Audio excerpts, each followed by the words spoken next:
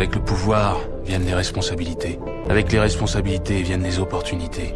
Et avec les opportunités vient la corruption. Voilà, salam alaikum chers abonnés. Voilà, di nuyu ñep di len nan aussi bienvenue donc toujours dans votre émission question actuelle. Tay nak dañuy dem wori wa Sonazed quoi en fait donc di ko ñu indi len ci plateau ñi nga xamantene manam ñom ñoo ñu nekkal fii ci biir Koussanar di ñu nekkal fii di seetal suñu dëkk voilà tey nag dañuy dem seet si ñooñu noonu pour laaj ci seen liggéey ak métti yi nga xamante nañ ko daj ak nan la ñuy liggéeyee ak di ci dëkk bi ak yoonoon dañuy ñëw gisee ki nga xamante nag mooy Dame Fakha salaamaaleykum grand. salaamaaleykum salaam Buri. naka waar. yaa ngi jàmm. ça va bien. ça va bien alhamdulilah ci loo ne. sant yàlla. naka liggéey bi nag. merci. voilà donc monsieur Dame Fakha bienvenue dans Smas TV voilà dinañ la bàyyi nga daal di présenter aussi nuyu waale suñu chers abonnés ñi nga xamante ñoom ñoo ñuy suivre fii ci Smas TV. waaw yi nuyu ñëpp yi commencé si yow d'abord par cette invitation yi koy rafetlu bu baax vraiment di remercier ñëpp aussi vraiment ñu koy ñuy suivre sur Smas TV et cetera. D'accord. Parce que yi ngeen def liggéey mucc ayib. Merci. Parce que boo leen see aujourd'hui les informations passent facilement au niveau de Koussanar c'est parce que seen loxo bu baax mu ngi si. te lay ñaan yàlla mu gën a continuer. Amiin. gën a am fii. D'accord. voilà bu loolu weesoo maa ngi tudd Idrissa Dame Fakha. dëkk Tamba. ñëw fii représenter Sonazed au niveau de Koussanar. nekk fi comme superviseur faisant office. donc yi lay jaar cadre yi. D'accord, merci beaucoup. Toujours voilà, bienvenue ici à Koussanar tamit.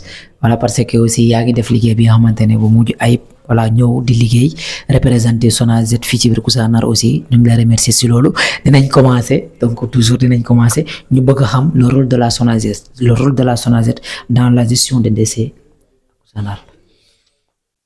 oui Wuri tey ba moo ooyee tey yi may wax loolu si wàllu Sonazed loolu ma si kontaan pour tontu la si parce que ñu bëri ñu si liggéey par fierté la Sonazed son rôle est pour ñu mën a jël mbalit bi di koy yóbbaat si yeneen koom-koom comme par exemple le triage des déchets le recyclage le collecte tout ça c'est des rôles que la Sonazed joue surtout le balayage et puis en travaillant avec des collaborations avec beaucoup de partenariats parce que c'est une société anonyme voilà. C'est un peu cela que la Sonazed son rôle c'est en tout cas la propriété l'hygiène voilà c'est un peu ça. D'accord, voilà donc toujours comment le Sonazed travaille-t-il pour améliorer la propriété dans la ville donc tey yéen nan ngeen di liggéeyee xam nga ci pour mun a améliorer li nga xamante ne maanaam mooy set bi nekk bu war a nekk ci biir dëkk bi. voilà si kaw set bi nekk si biir dëkk bi ñu koy liggéey par balayage technique parce que déjà dans l'axe national on a un secteur boo xam ne dañ ko def ay tronçons par rapport à l'effectif des agents qui sont là et puis on fait aussi des balayages au niveau des services donc on est partout parce que nous travaillons pour la population donc là on voit que on peut intervenir et nous intervenons. D'accord donc tey nu nga gisee tey Koussanar bi nga ñëwee fii ba tey voilà ak liggéey biñ la sant nga ñëw def ko fii nii tey noo gisee dëkk bi. oui dëkk bi lu ma ko gisee et que vraiment que ma fi ñëw y avait trop de embouts de déchets partout. Je peux dire des petits déchets parce que avant tu voyais dans une famille là où la famille sort les ordures après de les mettre sur les axes nationaux sur l'axe principal sur les gros artères etc. donc j'avais pris un défi cela mu nekkoon difficulté bu métti mu xam ne fekk naa ko fi ak aussi fekk fi ay dames ay agents aussi très dynamique très engagés de le travail ma leen di remercier en passage waaye l'équipe de Koussanar vraiment gàcce gàllaama les agents là vraiment liggéeykat leen. D'accord jàmbaar leen. voilà donc après cela on a pris engagement ñu dégager lépp lu xam ne moo nekk dans les gros acteurs d'abord qui était une priorité fondamentale parce que boo déggee ñu ne dëkk set nga day fekk route nationale bi amul des ordures pervers donc ñu liggéey ko yóbbu ko àll ba donc tout était ok Donc il y avait aussi c'est-à-dire il n'y avait pas un intermédiaire de la société qui était là. Donc j'ai pris l'engagement d'être l'intermédiaire entre la SONAGED de Tamba et de Koussanar pour que l'administration puisse avoir un certain niveau au niveau de la commune. D'accord. Voilà. Donc, voilà, donc on voit que tu représentes la SONAGED ici. Oui. Voilà, mais nag gis nañ ni aussi SONAGED dafa dalaa yabal yow kese fii et nag mënoon ngeen indaale ay ndaw ñu nekk fii di liggéey mais gis nañ ni que ni doomu dëkk bi ngeen jël boole ko si yéen ngeen di liggéey collaboration boobu noonu nan la ñëwee ak voilà ak idée boobu nu mu demee. oui, parce que quand je suis arrivé ici, un jour avant, je ne maîtrisais pas trop la ville. Je sortais trop, aller chercher là où les ordures sont, des choses comme ça, les petits ordures, les petits dépôts, puis de faire un peu la cartographie pour pouvoir travailler. En ce moment-là, c'est là que j'ai vu un peu des groupes qui travaillaient à l'égal, et à Safoula, à l'escale, et élevage autant pour moi. Élevage. Après, je les ai interpellés, ils m'ont dit que c'est une association de balayage. Puis le jour-là, j'étais bien habillé, mais j'ai pris le râteau et puis j'ai commencé à travailler avec eux. Donc j'ai créé une relation là-bas. Après, l'association de l'égal est venue aussi, on a fait beaucoup de choses ensemble. C'est des associations qui sont très dynamiques aussi, qui font du bon travail au niveau de Koussanar par rapport aux ordures, par rapport aux gestions des déchets. Vraiment, on a trouvé une collaboration, on travaille ensemble. J'ai même organisé ma première fois que j'ai organisé le journée de Setsetal. Il y avait du monde, mais il y avait un décès qui était à côté, qui avait gaspillé tout l'événement, presque. Donc ça n'a pas pu manifester. Voilà, magnifier en même temps aussi ce jour.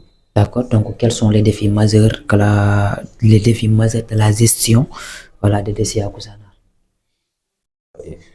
On a trop même, mon frère. Quand je dis trop, c'est plus que trop. Parce que les gens doivent comprendre que nous travaillons pour eux. La population doit comprendre la SONAGED est là pour les appuyer. D'accord. Nous ne sommes pas leurs ennemis. Parce que parfois sur le terrain, il y a des choses qui se passent. Parce que tu viens, tu as déjà balayé la voie. Aussitôt, tu vois quelqu'un qui se lève avec son petit panier là, il vient, il reverse la même chose. La moto est là garée. On a du carburant, on a une moto sur l'appui de la mairie. Et la moto là, son travail c'est pour les ordures. Donc, même pas l'idée, attends, le 3 roues est là, le tricycle est là garé, attends, je vais mettre les ordures au-dessus, non, il le verse par terre. Et quand tu lui parles, il dit que vous travaillez pour la mairie. Et je les rappelle que nous travaillons pas pour la mairie. Nous travaillons pour la population. Parce que nous sommes un administrateur, nous sommes là aussi une société pour la population. Parce que la propriété, c'est notre devoir. Nous tous, nous devons être propres pour que les choses bien s'organisent. Ça, c'est le premier défi d'abord. Il y a aussi les petites décharges, surtout au niveau de la cimetière. De quel cimetière par exemple? Cimetière de notre cimetière, ici tout près là. Vous voyez tout près de Escale. Vraiment, j'ai fait tous mes moyens, toutes mes possibles pour que cette cimetière soit propre 24 heures sur 24. Mais les gens ne comprennent pas. Toutes les gens du marché là, vraiment, ils nous fatiguent trop. Je les dis, je vais répéter même en Wolof pour que les mamans là vont comprendre. Hein? D'accord, allez-y. Parce que nous devons liguer pour la population. Liguer pour nous. C'est comme si nous devons liguer. Nous ne sommes pas dans le balai. Mais si nous avons balai sur quoi nous balai sur quoi talibi balai fait, c'est parce que nous avons au minimum la propriété partout. Parce que la population est morte liguer. Mais da ngay balé nit ñew gis da nga balé moto ba ngi ni garé wala moto ci moto bi day ñew tour fa nga balé ba paré. Il y a des gens même des dépôts devant leur portail jël ci sa nga bay sa buntu mir dem mir tour ci mir jambour. Mais c'est des choses yi xamné dañ ko wara réfléchir avant de le faire et puis senser suñu jukko par rapport à ça parce que dëkk bu sété pour ñëpp la. C'est pas pour la SONAGED. on dira à la population dëkk bi set na ñun wax waa jamais Sonaged setal na dëkk bi. Est-ce que vous voyez et puis c'est nous qui sommes sur le terrain avec les difficultés, n'importe quelle difficulté. Quand tu es responsable, tu t'attends à prendre des précautions, des avantages trop avancés par rapport au programme pour éviter certaines choses. Ça, c'est vraiment tout ça pourquoi. Parce que su ma teeree su ma sañoon gars yi bàyyi fay tuur parce que fa la ñuy ñëpp suñu kër mag la nañ koy bare léegi ngoon nga ñëw fekkaat dóori mbalit te mu nekk lu xam ne moo nekk centre dëkk bi mais il faut que les gens commencent yi xam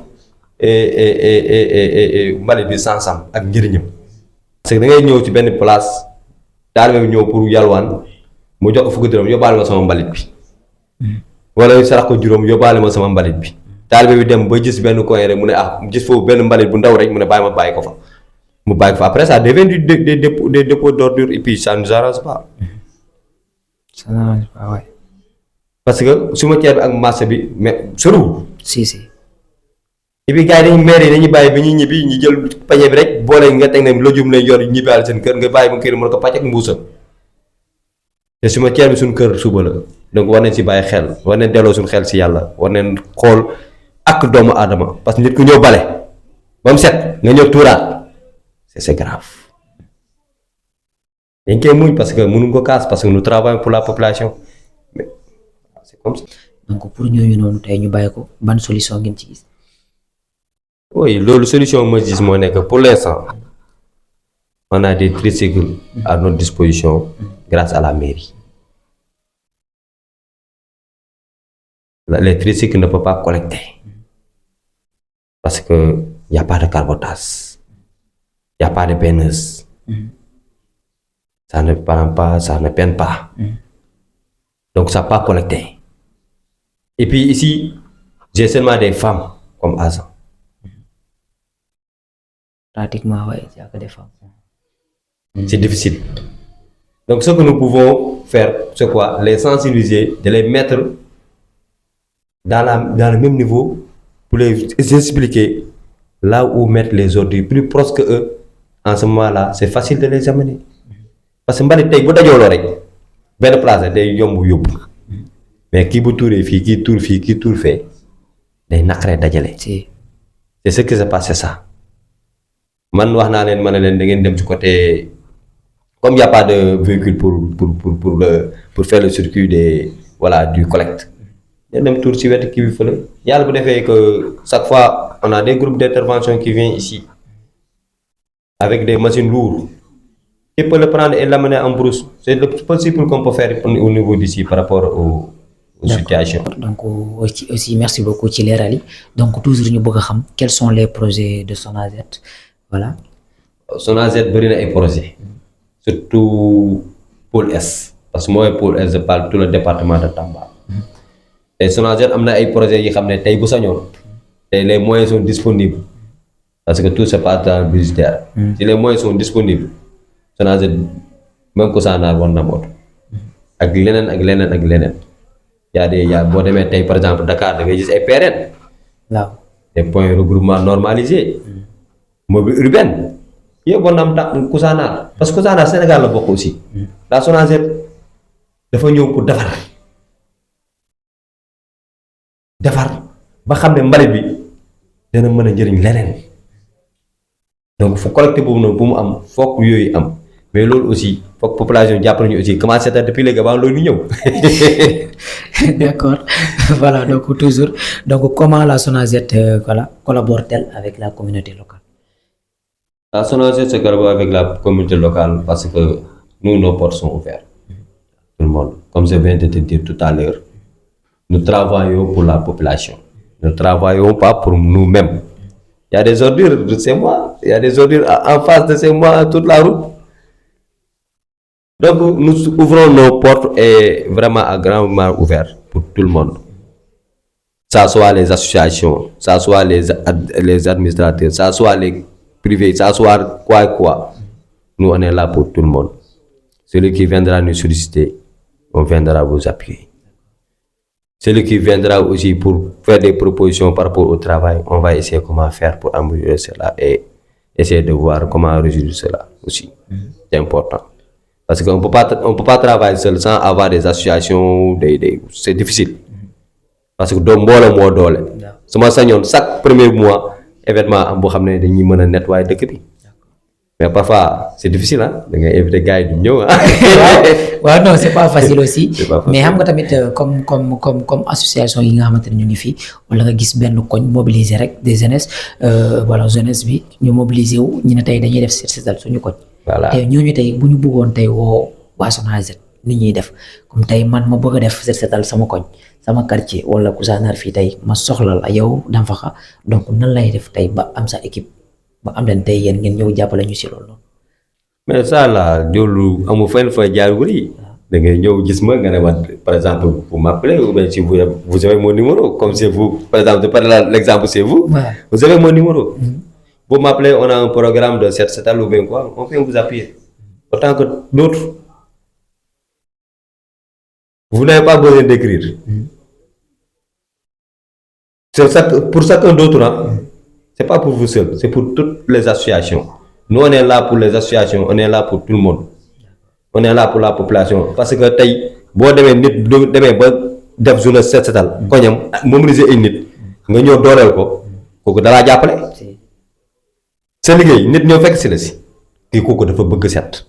Donc loolu man j'ouvre la porte à tout le monde. Ça je le dis à haute voix. Nous on est là pour tout le monde. La Sonaged est là pour tout le monde. Que ça soit moi, Danfakha qui est là comme représentant, que ça soit un autre Sonaged de Tamba ou bien quoi, on est là pour tout le monde. Donc boobu moom xam naa foofu moom war na réponse boobu leer na. waaw leer na. Voilà parce que mbooloo mooy doole. Foog ñu toog ñu liggéey ensemble. ñu liggéey ensemble parce que dëkk bi ñun kese mun ko defar. La population doit participer te loolu mooy participation population bi. Les associations yoo xam ne dañuy génn def journée setal ay koñ. On va venir, on va les appuyer. Jël mbalit bi yóbbu ko àll ba. C'est comme ça. D'accord. Voilà donc parce que bon démb rek laa mën a wax ni dama doon jouer benn programme mais set setal la woon quoi en fait.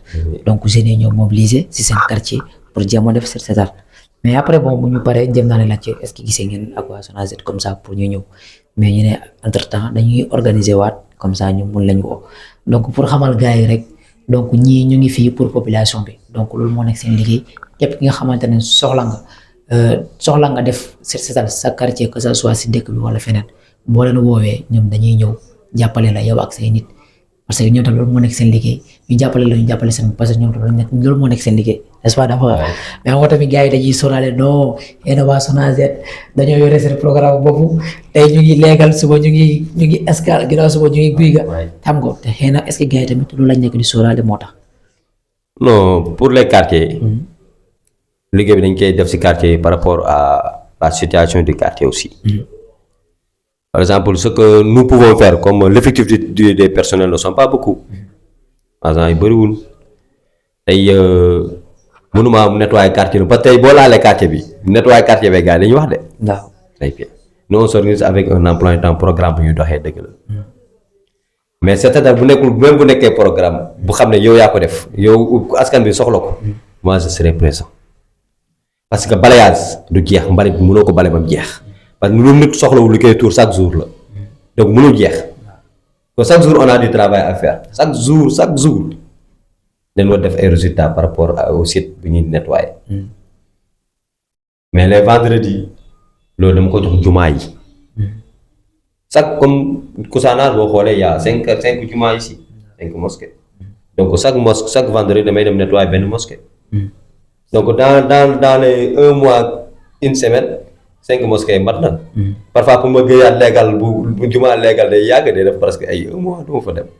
Mais pour lui faciliter le travail dama mujj oo les imams d'abord aux responsables jumaa yi pour les expliquer que ñun comme dañuy def ay comme par exemple jumaa yi def bëri chaque vendredi boo calculer ça fait presque des semaines avant nga yegg fenn bu ñu amee des ordures yi xam ne ñu ngi si biir jumaa bi béykat ñoom ñu bale ko nen ma oo directement ñun le matin on va faire le correct de cela pour vendredi on va faire tout le correct de cela pour dem continuer beneen vendredi si beneen jumaa bu war a nettoyer. D'accord.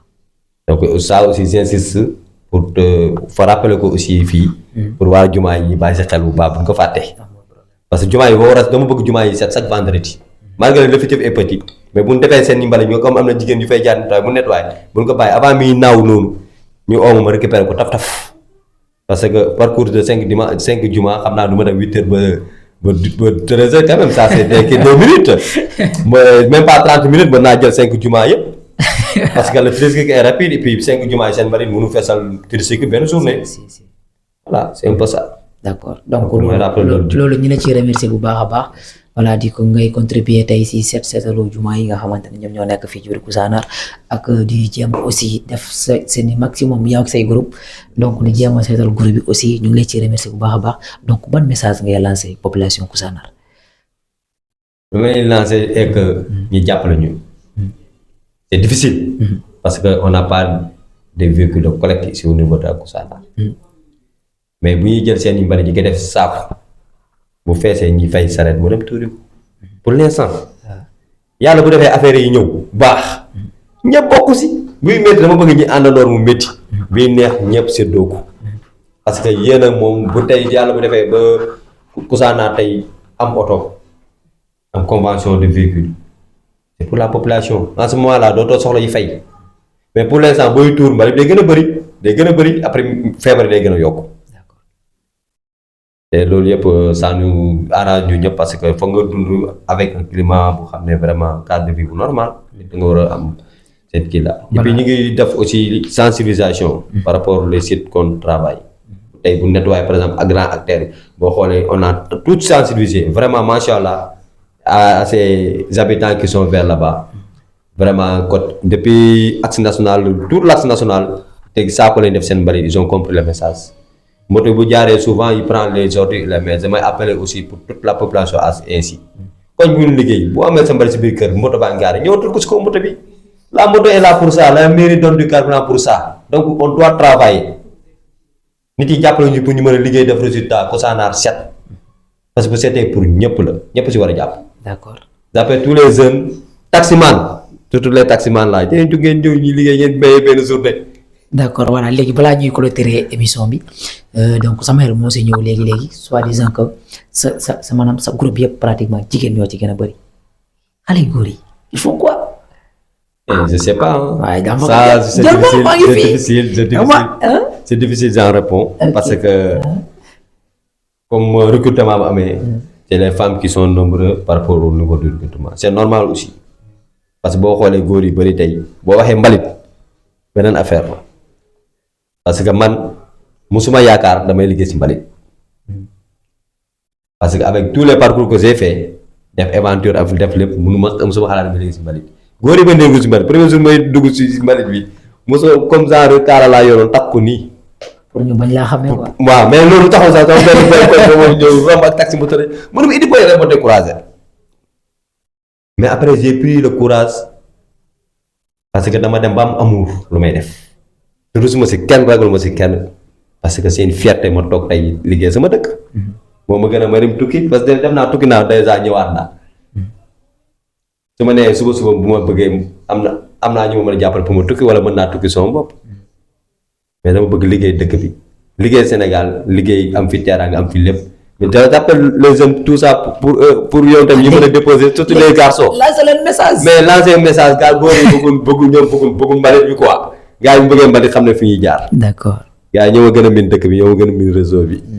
mais nag fii boo amoon góor day neex parce que ma jigéen ñi jàmbaar leen dañoo mën góor de. wallaay asib loolu dama la koy wax parce que ceux qui sont capables de fournir par rapport à énergie bi jox journée bi boo na ma góor yàlla du ko joxe.